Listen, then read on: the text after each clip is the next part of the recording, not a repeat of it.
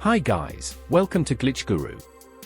In this video, we'll show you what to do if the Wi-Fi option is grayed out on your iPhone. Before we get started, make sure you subscribe to the channel to show your support. The first thing you need to do is toggle the airplane mode on your iPhone. If it's just a minor glitch, simply enabling the airplane mode and disabling it will fix the problem. Open the Settings app and then enable the airplane mode toggle.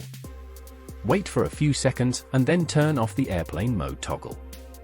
Now, check if you can enable Wi-Fi. If you can't, your next best option is to force restart your iPhone.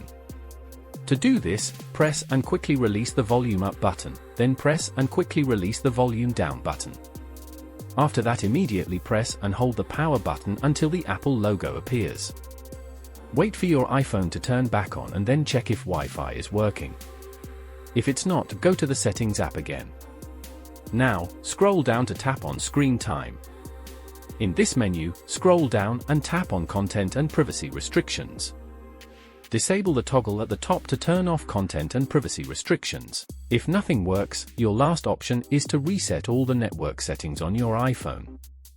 To do this, open the Settings app and go to General. Here, scroll down and tap on Transfer or Reset iPhone. Now, tap the Reset option at the bottom. Then, choose Reset Network Settings and enter your passcode. Now, choose Reset Network Settings again to confirm. Wait for your iPhone to reset the network settings. After that, Wi-Fi will no longer appear grayed out on your iPhone.